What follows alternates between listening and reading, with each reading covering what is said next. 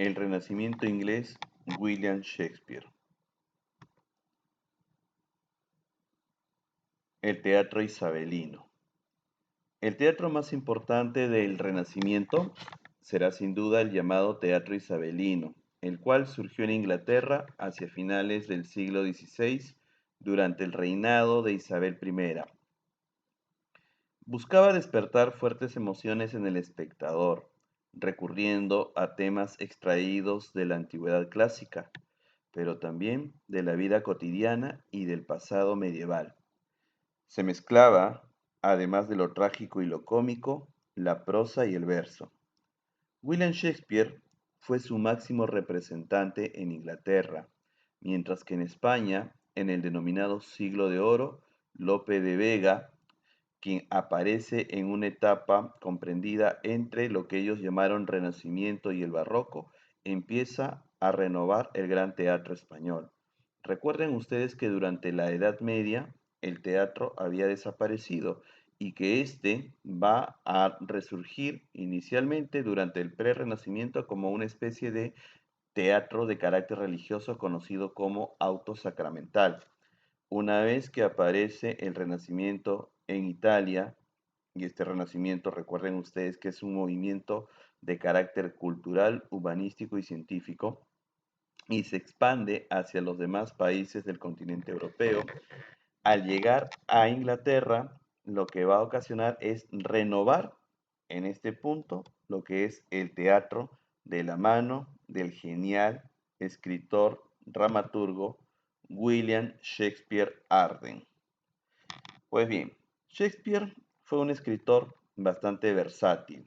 No solamente se dedicó a escribir obras de teatro, sino que también fue poeta y actor. Él nace en la ciudad de Stratford-upon-Avon en el año de 1564. Se casa con la señora Anne Hathaway, hija de comerciantes, quien era unos cuantos años mayor que él. Shakespeare, en el año de 1587, comenzó a trabajar en Londres como actor de teatro, ya que inicialmente Shakespeare todavía no se dedicaba a escribir. Es más, cuando él empieza a escribir, lo hace inicialmente como poeta.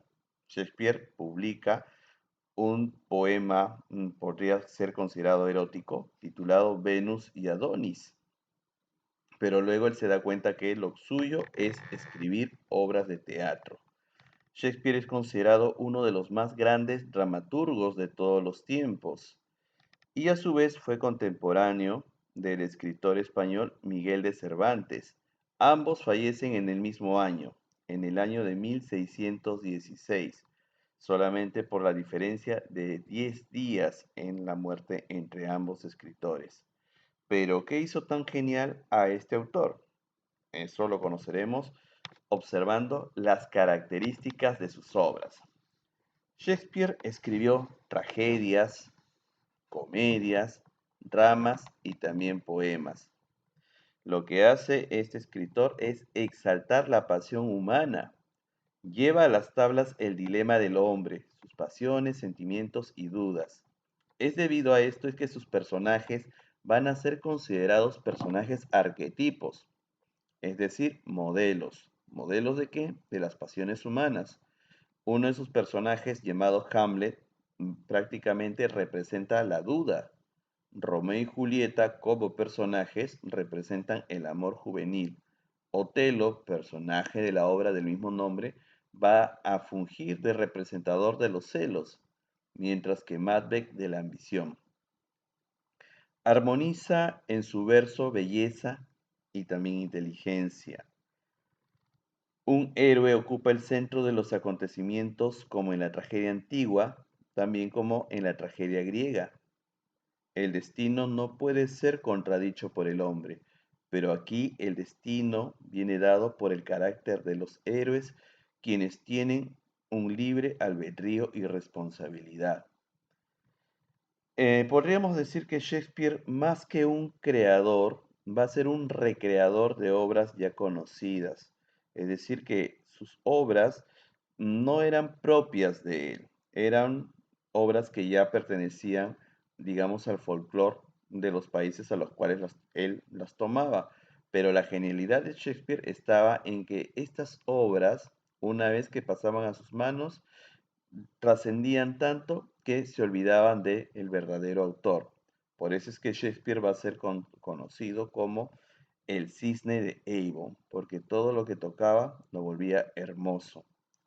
Provoca una revolución lingüística y estética en la manera de escribir, y sobre todo él va a inventar criaturas con cuerpo y alma propia.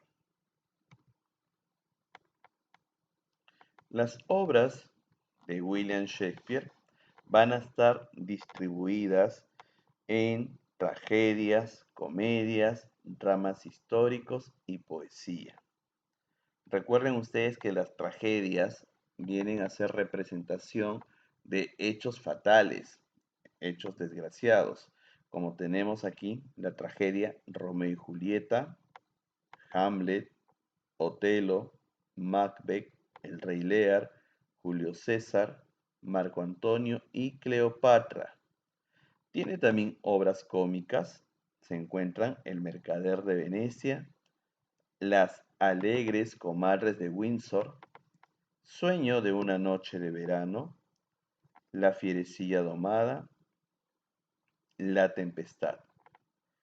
Dentro de sus obras consideradas como dramas históricos, aquí los dramas recuerden ustedes que son la fusión de la tragedia y la comedia. Es algo más real, por eso se va a centrar en parte de su historia. Aquí vamos a tener dramas inspirados en los gobiernos de Ricardo II, Ricardo III y también en la dinastía de todos los Enriques, Enrique III, Enrique IV, Enrique V, Enrique VI y Enrique VIII. Poesía. Tiene los siguientes poemas: Venus y Adonis, El rapto de Lucrecia y sonetos. Las obras de Shakespeare han trascendido tanto que no hay hasta la fecha ningún país que no haya representado la obra de Romeo y Julieta. Romeo y Julieta va a ser prácticamente la obra con la cual él se va a hacer muy conocido.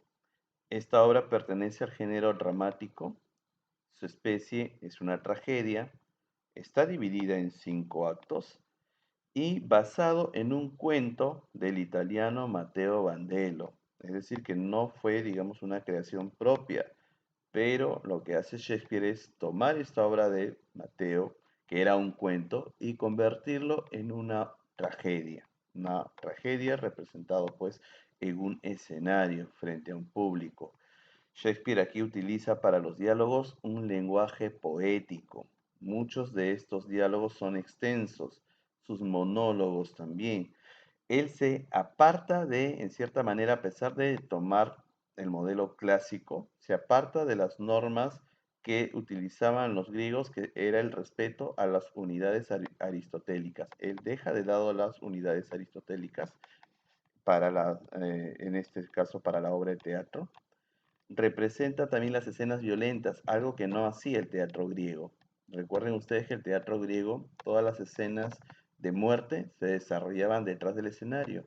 En cambio aquí Shakespeare ya no. Shakespeare sí nos presenta las muertes frente al público y en este caso, en Romeo y Julieta, se ve pues innumerables muertes, como es el caso de los protagonistas y el antagonista también. Y el tema que trabaja aquí Shakespeare es el amor apasionado de los jóvenes. Un amor apasionado representado por estos dos chicos que son Romeo y Julieta. La genialidad de Shakespeare fue tan grande que hoy en día hubo un autor que en cierta manera fue bautizado prácticamente con el nombre de Shakespeare, un escritor de comedias. Estoy hablando de el comediante Roberto Gómez Bolaños, conocido como Chespirito. El apodo de Chespirito se debió justamente a que ellos lo llamaban Shakespearecito, pero Shakespearecito era muy difícil de pronunciar, así que decidió hacerse un cambio y lo rebautizaron como Chespirito, es decir, un Shakespeare en pequeño. Y es que también este comediante pues fue tan genial como lo fue el propio William Shakespeare. Shakespeare trabajó toda su vida dedicándose a presentar sus obras y se va a retirar prácticamente para vivir una vida cómoda con toda la fama y gloria que había logrado obtener.